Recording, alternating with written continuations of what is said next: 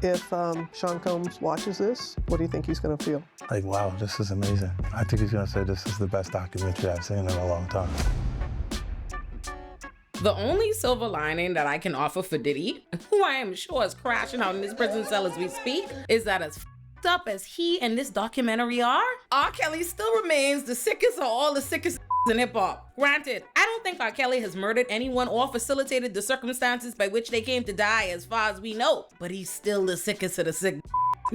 And I'll tell you why I say that and how I know that. Because prior to Surviving R. Kelly coming out, I already knew that this R. Kelly raped and pissed on little girls. And I already knew that adult had married a 15-year-old Aaliyah, because I remember my mother telling me that information as a child in the same breath that she requested I stay up and record the Ignition remix music video on VHS for her. So I figured I didn't need to watch Surviving R. Kelly, because I figured I already knew that R. Kelly was guilty of any and everything he was accused of. Then one day, I watched it. And before I was even finished getting through the whole thing, I realized not only did I not know so much as half of the nasty, evil shit this was on, the only way for justice to be served was to shoot R. Kelly wicked ass in open court.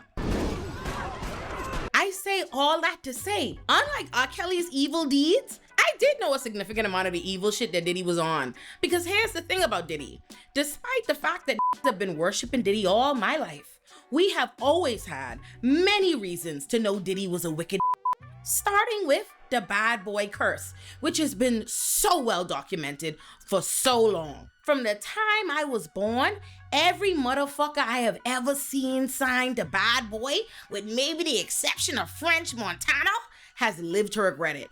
And most have been very vocal about the way he fucked up their careers and stole their money. From Mace to Craig Mack to Shine to the Locks to Cassie to B5 to every motherfucker involved with making it a band, the list goes on and on. Despite what Diddy defenders would have you believe, Diddy being a wicked who double crosses the in his orbit is old news. I knew Andre Harrell had to fire that. I knew Diddy got sued for that basketball game that resulted in the deaths of 9 people. I knew suspected Orlando Anderson to be Tupac's killer and that they suspected Diddy was involved. I knew Diddy was a jealous worried about Tupac, Suge Knight, and being all up in his artist videos. I knew Biggie Mama didn't like Diddy. I knew Diddy beat Kim Porter. I knew Diddy beat Misa. I knew Diddy beat Cassie. I knew Diddy got with Kim to spite I'll Be Sure. I knew Diddy liked to steal other bitches, which is central to why 50 Cent don't fuck with him, by the way. We will talk about it. I knew Mark Curry didn't fuck with him. I knew Diddy was an abusive ass, stealing ass employer, etc., etc.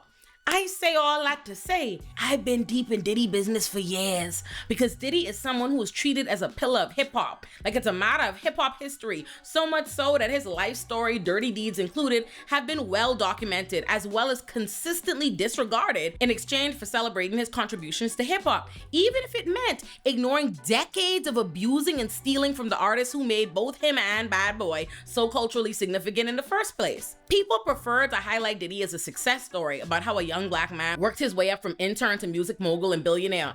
And I get that. It legitimately is an impressive story, if you leave out the part where all the who helped him do it ended up dead or penniless. Which is why I didn't go into the Diddy documentary expecting to be truly shocked or to feel compelled to make a video about it. And for the most part, that was true. But by the time these two goofy ass bitches from the jury were on my screen, I knew I was coming here to deliver a necessary dragon, cause there ain't no fucking way. If you know about Diddy lore, the documentary don't like blow your mind, but it did give you some new insights and POVs on stories and theories and vantage points you've heard before. For example, I knew Diddy robs and I knew a lot about how Bad Boy came to be, but I didn't know about the co-founder Kirk, or that Diddy threatened to beat this for the bad if he didn't turn over his 25% shares to him. Now, was I surprised? Well, no. Diddy is a who I know tried to beat J. Cole ass the fuck up, Olay ass the fuck up, a random from Power, he tried to murder Kid Cudi and was beating the fuck out of Cassie at minimum. You know what I was surprised about though? When the documentary began, I was like, hold on. Where the fuck and how the fuck are we seeing never before seen footage of Diddy in private in his room prior to his arrest and the case he's doing time for now talking about the case. How we seeing this? And when I tell y'all, when I realized that not only was this Diddy arrogant enough to hire a videographer to document his every move leading up to his arrest because he just knew he was gonna beat the case and spin the narrative when he got the chance, 50 Cent's ass was petty enough to buy the footage off the who recorded it so he could repurpose Diddy's own footage to show him as the conniving, manipulative, narrative spinning, plotting ass demon that he is. The exclusive video also shows Combs in Harlem greeting fans. I'll accept it. I need some hand sanitizer. Hold on. I got it. I've been out in the streets amongst the people. I gotta take a bag. Like the amount of people that actually I'm coming in contact with, like that's what I have to do. You know what I'm saying? Oh, it's like 150 hugs. You're a public person as well, and there was one instance in Harlem, and his reaction when those people Went away. went. Said, I feel like I need to wash, like I'm dirt. That was, it show you his character. Was that the reason for including it? Yeah. I mean, what's the odds that you would do that in front of the camera? Let me tell you something. Ain't nobody on earth no joy like the joy on 50 Cent face from being able to expose this Diddy. Just look at how 50 grinning, dog. If Sean Combs watches this, what do you think he's gonna feel? Like, wow, this is amazing. I think he's gonna say this is the best documentary I've seen in a long time. Dog, 50 doing big victory lap. And just so y'all know, 50 Cent executive produced the documentary and a woman named Alexandria Stapleton directed it. And I don't hate 50 Cent. I'm not a person who hates 50 Cent. I watch just about everything in the Powerverse, and 50 Cent's book Hustle Harder, Hustle Smarter is legitimately insightful as fuck. Shoot me with your big gun, okay? Shoot me with your big gun. But I wouldn't be principled if I failed to remind y'all that 50 Cent himself, while is no Diddy, he ain't no peach on the beach. Beyond the fact that 50 Cent's own son hates his fucking guts and hated him enough to shoot him 9 times, 50 Cent's ex, Daphne Joy, accused 50 of raping and beating her, and he did end up pleading guilty to a lesser charge of misdemeanor vandalism for an incident where he was alleged to have kicked Joy in the stomach and destroyed her property during an argument.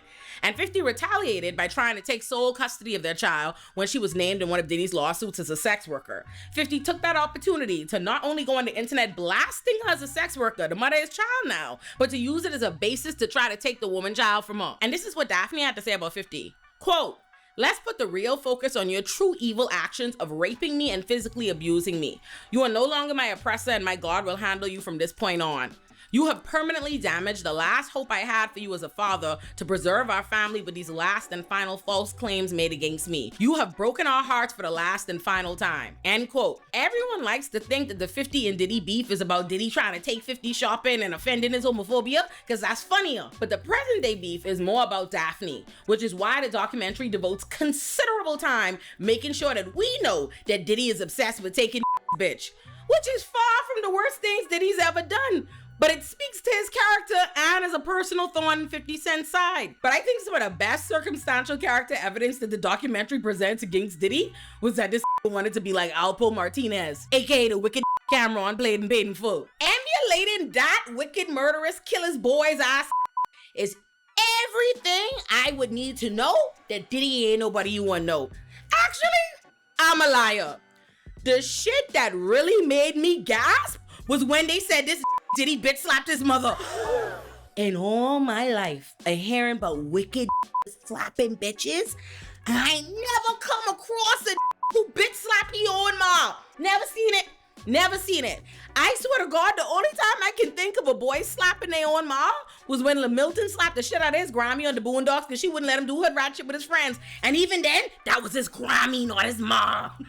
Honestly, I might as well just rapid fire through the new and semi-new fucked up shit we learn about Diddy in this documentary, as well as the comedic highlights, because unfortunately, the nature of Diddy bopping on TV after doing dastardly deeds is hilarious in a way I just simply can't resist. I'm just not intellectually above it yet. But Let's start with the serious shit that Diddy's alleged to have done. Many of the allegations made throughout the documentary are as follows. First, in the spirit of wicked Alpo, Diddy was accused of drugging and raping a woman, recording the act, and then playing it on the big screen at parties for everyone to see. His accuser appeared in the documentary and recounted her trauma, and even a letter her mother had written to Diddy's parents about how he'd violated their daughter. Also, I think it's worth noting that there are at least 80 civil suits pending against Diddy right now under the Adult Sex Survivors Act. Then, multiple friends in the documentary spoke to Diddy beating the fuck out of his mother, Kim Porter, Misa, and Cassie.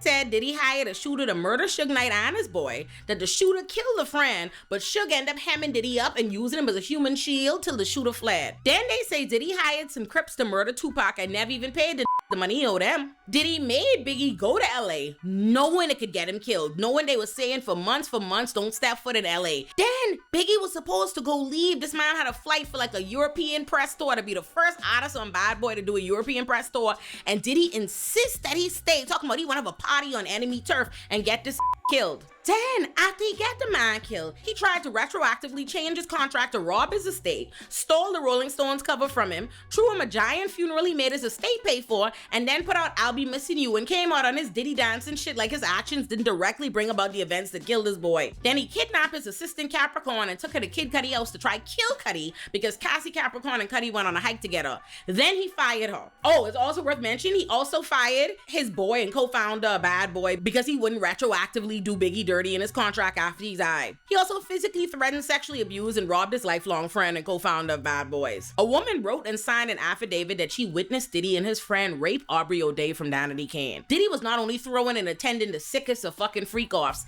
he was doing it with his sons present. Lil Rod not only accused him of drugging and raping him, he also alleges that Diddy and Justin shot a guy and he tried to help the guy and was told to lie to the police, and that the police went along with the bullshit and Diddy and them went right back to partying like that never happened. Honestly, as wild and morally bankrupt as all the evil shit we was hearing Diddy did in the documentary, nothing truly shocked and pissed me off the way these two goofy did. These are who I really want to talk about. Listen, I know people have a lot of thoughts about the people in Diddy's orbit and blame them for not speaking up or doing more, but I'm less inclined to focus my energy there because at the end of the day, these people are in cycles of abuse too, and Diddy was intentionally creating a circle of who had nothing but a doll and a dream so he could exploit the fuck out of them. And he demonstrated that he could wipe these off the earth if need be. We talking a physically and sexually abusive billionaire with police and $1 million white legal teams in his pocket. A man who was openly beating women and men, threatening people's lives, pulling guns on them, destroying their careers, leaving them penniless, and allegedly facilitated hits on two of the greatest rappers of all time. I cannot even imagine how scared the little in his orbits were and how truly defenseless they feel. For me, I think focusing criticism on them fails to understand what power truly is and just how much power Diddy had over them. And I think sometimes we make a mistake of shifting from over to the abuser and focusing on them and focusing on what the other people could do. And I'm not saying that it's not worthwhile to discuss how people could end up complicit or how the bystanders effect could perpetuate more and more abuse, but I think it's a really nuanced thing and I want to be careful about how I criticize those people. So I'll leave people to address what Kalena was talking about and all those people and all their shit in the documentary, because it's also just a level of it that's mindset, right? The reason I want to talk about the jurors is because they're a prime example of why the criminal system should never be who you turn to for truth and justice. When I was a public defender, these kinds of things are what motivated me to realize that to do my best work in the court, my advocacy had to extend beyond the courtroom and change the way people see the world. Because if we have a misogynist society, a racist society, a society that worships fame, capital, and power, what justice could we ever receive in a system designed by the people upholding those values? What kind of legislation do you think the people with those values are making? What kind of decisions do you think that the people with those values are making on the jury? You can show all the evidence in the world, but if you have men and women sitting on the jury who don't understand abuse, the nature of abuse, coercion because of the way that they think about women and they perceive gender roles and relationships, if you have people on the jury telling you they knew a man was beating the dog shit out of a woman, they knew it. Especially when she tried to leave, they saw a punter like a fucking football, and they still spin around and say she should have just left completely if she really wanted to leave. So that's fine.